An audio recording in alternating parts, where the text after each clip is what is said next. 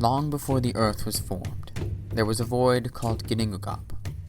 It was a mighty gap at the center of the universe, which lay between two regions or worlds, Niflheim in the north and Muspelheim in the south. The creation of our world occurred when substances from these two places began to mix in Ginnungagap. Rivers called Elavagar flowed into that void from Niflheim. These rivers were poisonous and gradually turned to ice as it flowed into the void. Its poisonous vapors then turned into a substance called rime. Frost formed from a rapid freeze. Over time, this rime continued to grow, layer by layer, in Ginnungagap. Meanwhile, warm winds from Muspelheim blew into the void as well. They caused the rime to thaw. Drip by drip it poured, until it formed a man, or frost giant, named Ymir. Several things happened while Ymir slept. His sweat caused children to be born from his arms and legs. These were the frost giants. The rime that gave rise to him also continued to drip, forming a cow called Audhumla. This cow fed Ymir with its milk while it licked a nearby rhinestone. From this stone, a man named Buri was born.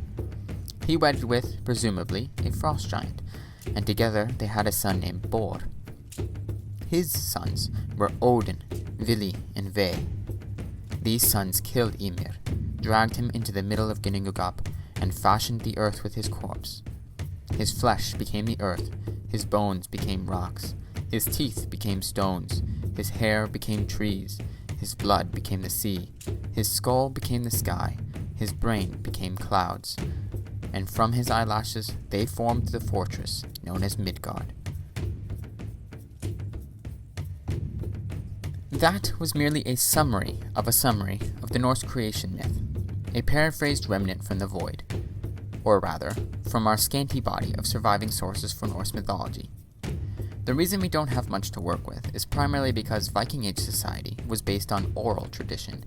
Speech, performance, and memory were their preference for conveying history and lore, rather than creating a written record. This isn't to say that they weren't capable of doing so, for they most certainly were. As we'll cover in a later lecture, the Norse of the Viking Age had a writing system, and they used it, just not for epic narratives or detailed histories. Their mythology and history lived in the moment and served the needs of the present. It was never meant to be shackled to the goal of preserving their culture for a distant future. As a highly literate society, we naturally and selfishly lament this decision. For us, it means that much that was once known about Norse mythology has faded, as it gradually became, alas, less relevant for the majority of their society. Thus, a new void was born, a void of information about Norse mythology. Nevertheless, some things have actually survived. After all, oral societies still create objects that serve as physical expressions of their otherwise unrecorded culture. The Norse carved their stories onto picture stones, decorated everyday objects with mythological imagery, and made figurines to represent their deities and express their devotion. To provide a few examples. But there's one big problem we still face. To illustrate my point, I'll ask a simple question. What stories do these objects express? Assuming you've never encountered Norse mythology before, you'd have trouble answering that question with certainty. But even those of us with more knowledge still end up with a waterfall of further questions. How do we know that the picture stone above depicts Odin and his steed, Sleipnir? Can we even be sure that the figure before him is actually a Valkyrie?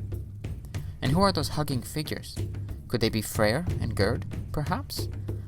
And is that figurine below them really Odin? Or could it be Freya? Who are these people? What are they doing? Unfortunately, without the oral tradition to accompany them, we aren't always sure how to interpret these objects. Thus, even though these objects provide us with material evidence from the Viking Age and earlier, we still can't understand them without extra help. We need more information.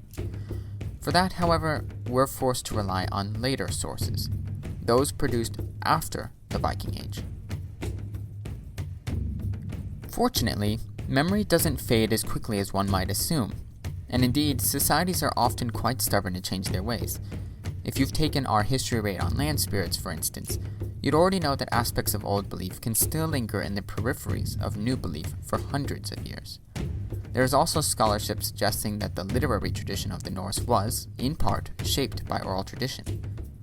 But to avoid complicated subjects, or rather, push them off to some other course or lecture, it'll suffice to say that much of that poetry and literature, despite being written down centuries later, contains a fragmented version of the mythology of their ancestors. Nevertheless, these sources are difficult to work with.